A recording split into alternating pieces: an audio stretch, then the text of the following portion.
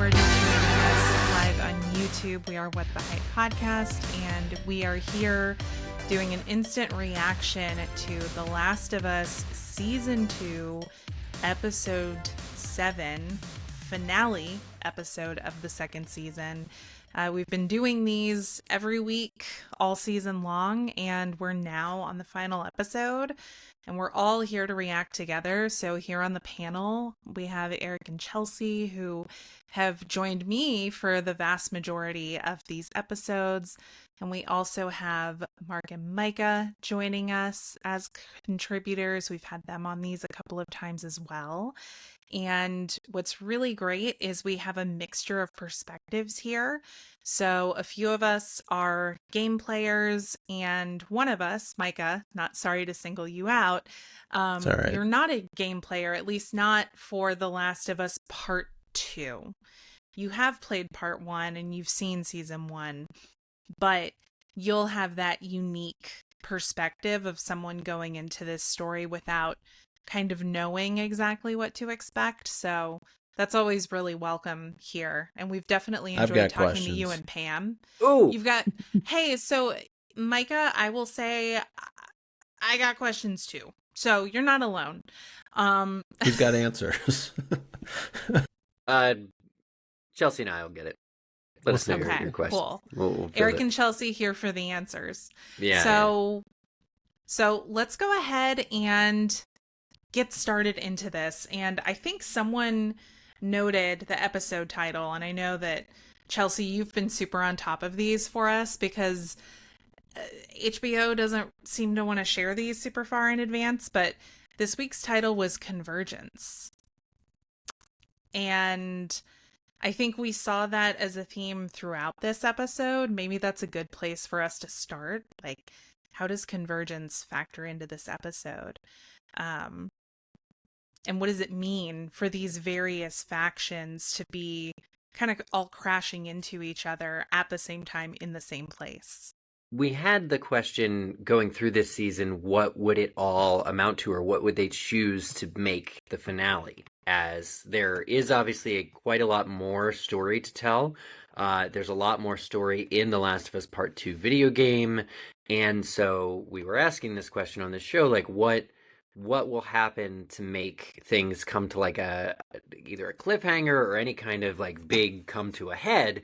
And it sounds like and looks like, now that we've seen the episode, it was all focused on this convergence of characters. So, there were several that it had been many episodes since we've seen. Tommy's one of them, right? These characters that are in the wilderness, they're out there, specifically in Seattle over the last several days. They're doing things. Whenever we catch up with them, we hear, look at that, you've been over there.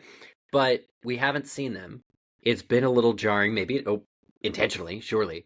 But the convergence is like, okay, let's reset. Let's remind everyone of the chess pieces that are still around and reset the pieces a little bit and kind of catch up that way. So it seems like their intention in kind of bringing these characters together was to maybe go so far to like even change what the show means, because the characters we have been following every episode did get a kind of evolutionary path, or their stories came to not a conclusion but a stopping point. Yeah, and I think we can dive right into analyzing the way all these characters converge on each other by just looking at scene 1, where we're opening up with Jesse trying to save Dina. So we really pick up with what happens with Jesse and Dina after Dina is shot with an arrow a rogue arrow shot by a Seraphite.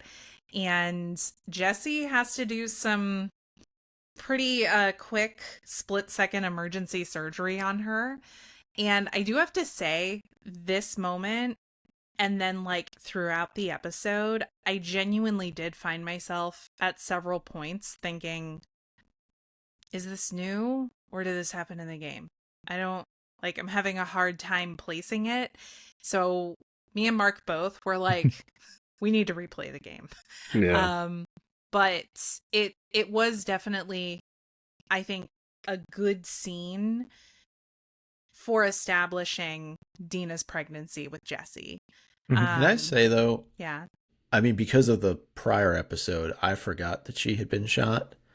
Right. And so I was like, oh my God, is she having the baby already? Surprise, it's a time jump 9 months later. Seattle, day 183. It's like, what? But yeah, no, that's a good call out. I think the interesting thing here about like furthering Dina's character is her decision not to tell him. Jesse figures it out, he's fairly smart, but even in that moment when she's, a crossbolt in the leg, she's refusing alcohol, and he's like, "What?" She's never turned down a drink. It's not clear to him. So there's a line because we see a lot of characters come to a head this episode where they have this is kind of the come to Jesus moment where it's like, okay, I'm going to tell you either everything or I'm going to keep things from you, and how our entire lives keep going on from here is based on whether I'm honest or not. Dina chooses not to be honest with Jesse, even as he's saving her life, and that's an interesting kind of character point that as we explore Jesse's character properly in this episode, I think that will continue to be interesting to me, is that Dina, really was not upfront with him. I wonder if Ellie hadn't made it back by the time that Dina woke up, that Dina might have had that conversation with Jesse, because I mean, I kind of understand in the heat of the moment with an arrow in your leg, not wanting to have this like really intense personal discussion about like our dating history and like what that means for 9 months in the future, for however long in the future from now. Yeah. But then by the time Dina does wake up, Ellie's back, and there's not really a good moment for Dina and Jesse to have that moment of connecting and having that intimate conversation about, yeah, you're going to be a dad. So I'm just curious if that would have been different had Ellie not shown up when she did. Mm-hmm.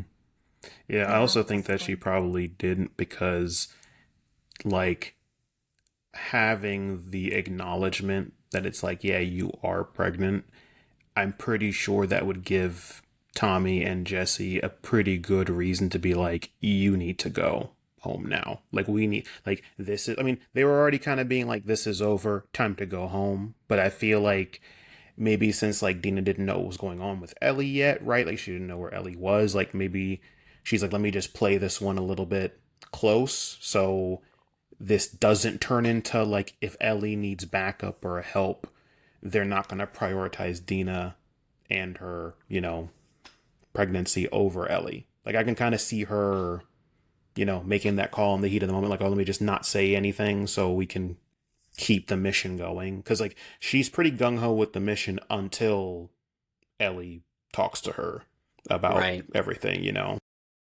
That's a good point.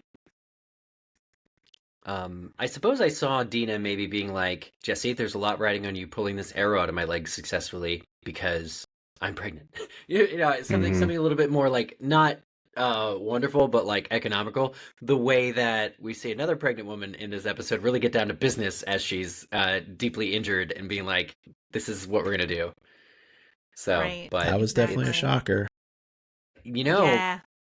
That's a pretty big plot point, I'd say overall, and it's covered in the making of pretty successfully, that this is one of those moments of like opportunities for self-reflection for Ellie.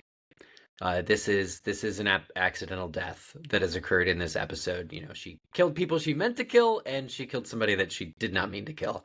So where she goes from now, if she survives the gunshot cut to Black Sopranos moment, will determine kind of how Which her should have future... ended the episode, by the way, but we can talk about that. That's an interesting perspective for you to have. I completely agree with it, but I'm interested. Are you not titillated by the last scene? Absolutely not. It was this Isaac's compound. It's a stadium. You've probably seen it on TV. It's a football stadium. Yeah. Right? Okay. Home of the Seattle Seahawks, it looked like. Mike is a tough sell. It had like Marvel after credit scene energy, and it's like a football stadium, ooh, and it's like, all right, like, cool, like, we know what this means, and I do like that set piece, but I have to agree with Micah, having that like Soprano style cut be like, boom, episode over, versus boom, and now look at this football field. By the way, we're going back to day one. It's like, oh, okay. And then cut. And I'm like having a smash cut, then having a very long, like her walking down that little hallway and we're looking out over everything, and it's like, okay, cool. And then it's like day one. It's like, oh, so there's gonna be a season. Like if you didn't know, right? If you weren't in the know and you're like, okay, so there's gonna be a season 3, and it's gonna, I guess, follow Abby throughout this 1, 2, 3 day period, like, which is cool, but like, I don't know. Yeah, and to that point, and I mean, I definitely want to hear multiple perspectives here, but M, who's watching us live on YouTube, says, "Hi, I'm just going to say it. I don't want to follow Abby next season. I've never played the game, by the way. The actress is great, but I don't really care about the character." And this brings me back to a concern that I had expressed a couple of weeks ago, which is that I don't think we spent enough time with Abby this season. No. So And obviously I care about following Abby because I know the story. mhm. But for someone who doesn't know the story, I'm afraid they're going to be less invested. This is a fumble. Yeah, it's unfortunate because and Eric, I know you and I have talked about this throughout the season, in that Abby just doesn't seem like she was built up as much as she needed to be, especially to walk in having no idea who she is in episode 1 to do what she does in episode 2.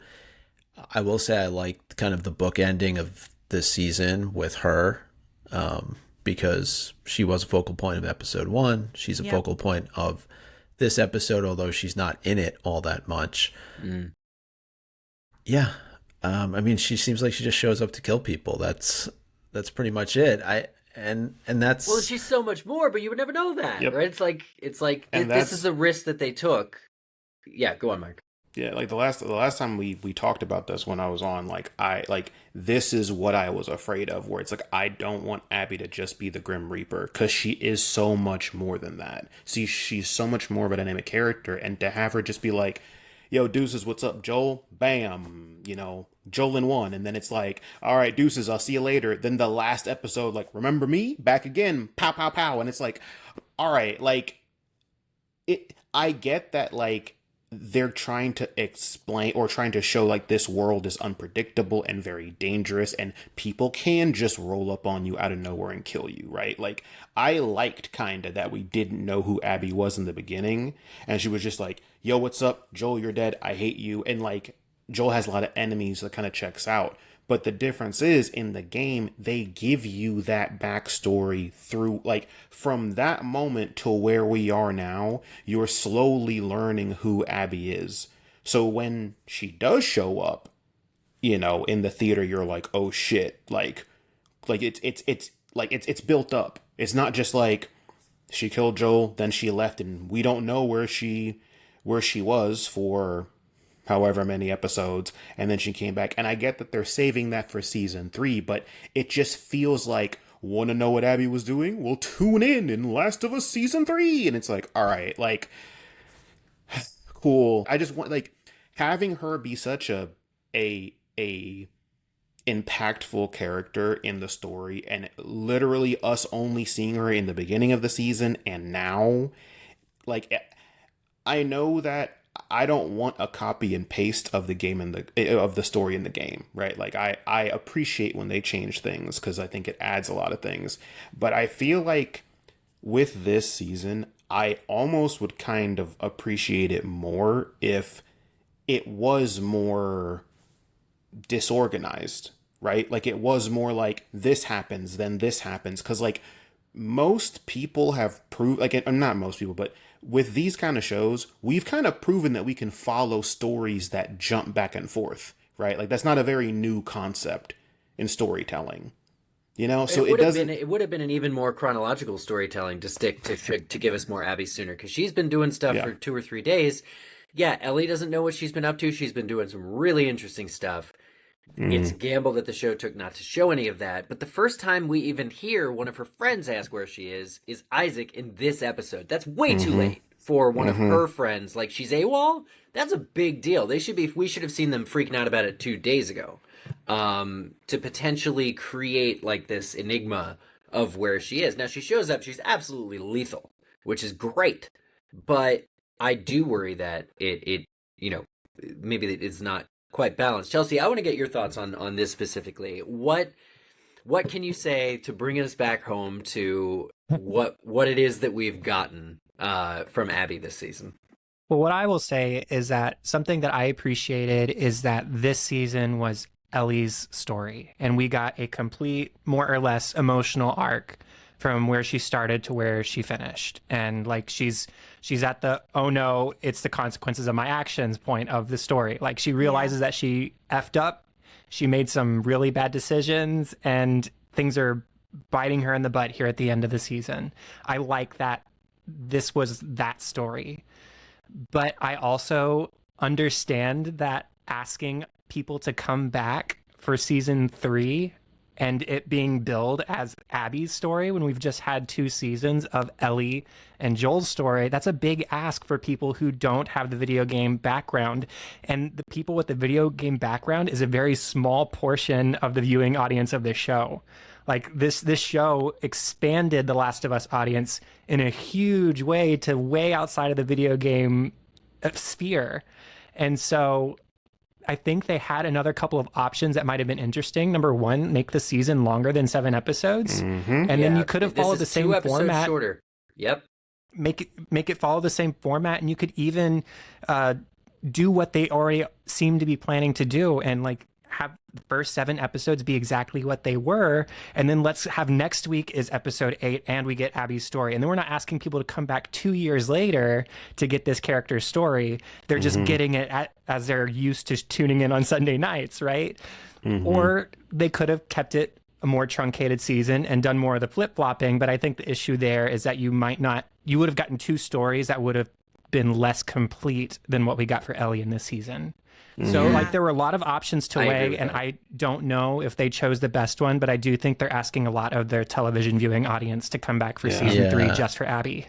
Yeah, and Game of Thrones exists, right? So that's like one of the most, there's so many characters in that. It's like people can handle multiple stories, right? And I feel like they were afraid to be like, we just want, and like Ellie's a big sell, right? So it makes sense to be like, we want this to focus on Ellie. And they could have still made it focus on Ellie, but it would have at least like 70% Ellie than 30% Abby, right? Just so she's still around. Like it doesn't have to be solely a 50-50 split. Like just show us her. Cause like, I guarantee people were like, who's this? Who's this person? Oh yeah, she's the person that killed Joel. I forgot about this person. Like, it's not that we got her and we didn't like her. We didn't get her. So it's like, okay. Yeah. We didn't get a chance to like her. Yeah. But also, like, I just want to take a moment right now to give Caitlin Deaver her flowers for the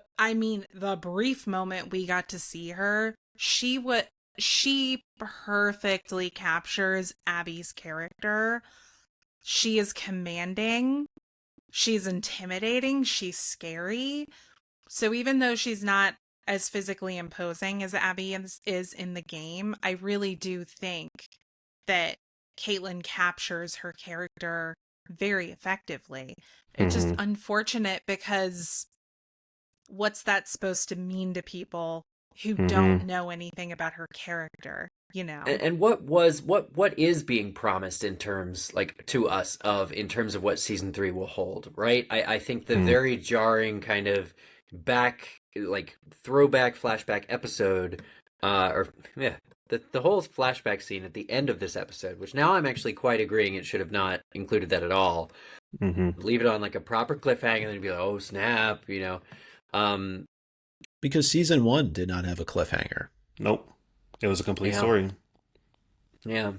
So I think when people compare season 1 and season 2 or Last of Us Part 2 and the show adaptation of that, it's going to be really hard and it's not really fair because the first game was made as a very linear, contained story where when it was done, it was like, you didn't know if you were going to get any more. Like, it ends on a good enough note that you could be like, the story could end here, and that could be that. But Last of Us 2 is a lot more of a complex story with a lot of jumping around, with a lot of going back and forth. And I get that that's more intimidating to tackle, but like the last episode with the flashback episode, probably was still my favorite episode.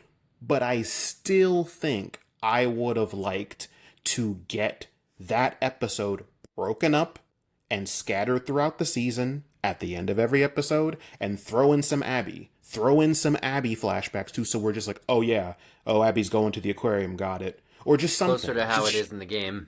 Yeah, and it doesn't have to be one for one, but I feel like, for me, I'm just like, that kind of storytelling worked, and you don't have to do it exactly like it is, but telling this story that was designed this way and being like, okay, this whole season is Ellie, this whole season is Abby, it's gonna be very strange because they almost trick you into caring more about Abby as the story progresses, because you're seeing her, like you're seeing Ellie do something, you're seeing Abby do something, and a lot of times they're showing Abby just doing whatever, and I won't get into it because I don't want to, spoil anything, but like, you see Abby doing whatever, then you see Ellie doing horrible things. Like, horrible things, so it makes you think like, is Abby that bad?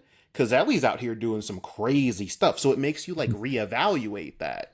Right. But Yeah. if we didn't get that, and it's just like, here's Ellie just crashing out hard, and then it's like, cool, all right, remember Abby, she still exists. Next week or next season's her story, and you're like, wait, what? Oh, okay. Like, we don't have that moral check that we got in the game by being like, okay, you hate Abby, but look at what Ellie did. Isn't this kind of bad?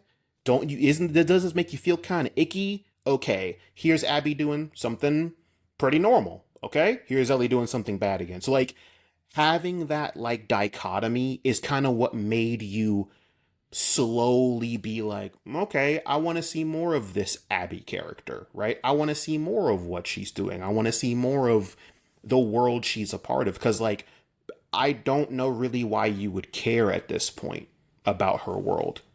You know, like, the other thing I wanted to say about the final scene is that the one episode where it ended with the wolves on the streets, and you're like, oh crap, the wolves are really organized. There's a lot of them. This scene served that same purpose as Abby going out, looking over the stadium and be like, they took over a whole stadium. It's the same like gotcha zing moment of like, there's a lot of wolves. We already know that.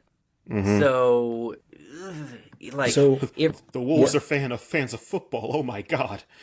Well, I'm certainly a fan of football infrastructure. That sounds like a great place to build a refuge. Honestly, that Costco, I was like, ooh, a Costco, Yeah. good job. Yeah, Good I job. like that. They secured the That's Costco. smart. Right. That's why they win. That's why they're Babe, around. They got the Costco. Yeah. When So- the zombie apocalypse comes, we're going to Costco. That's Going to the Costco. plan. Yeah. I'll preface this by saying that I enjoyed the season. I enjoy the show.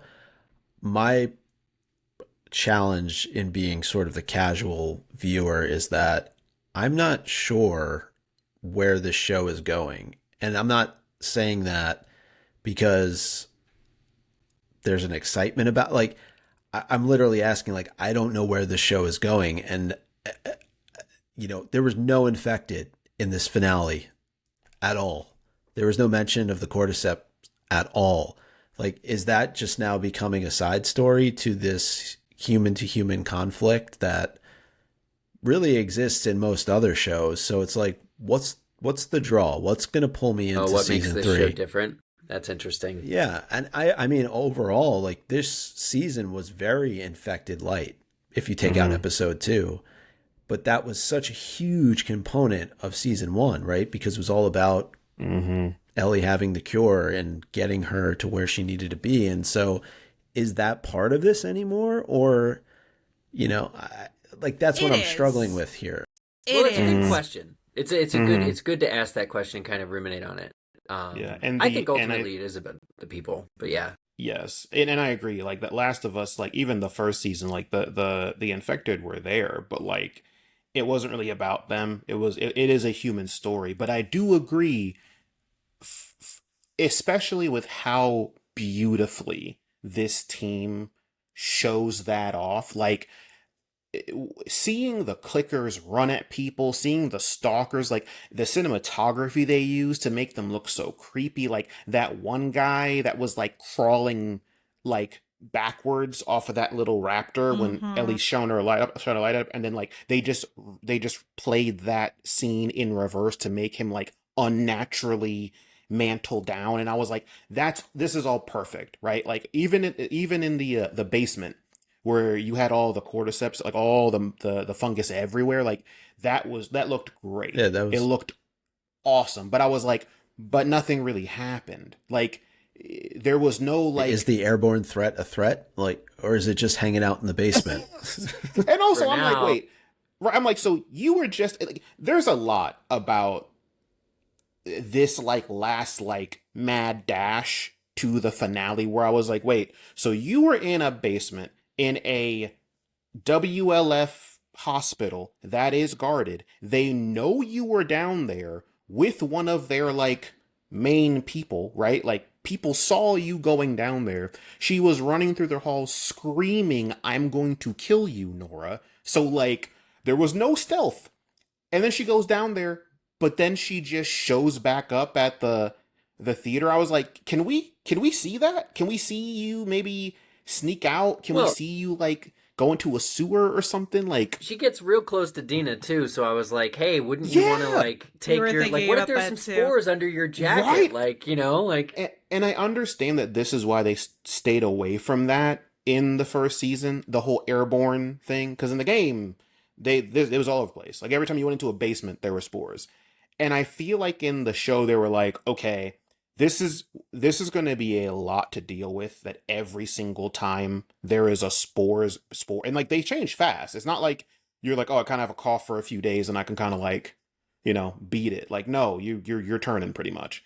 So I see why they kind of stayed away from that, and I even kind of understand the whole like the hospital is kind of ground zero, like that's where they took the bodies from the initial infection and blah blah blah blah blah, and like that's cool.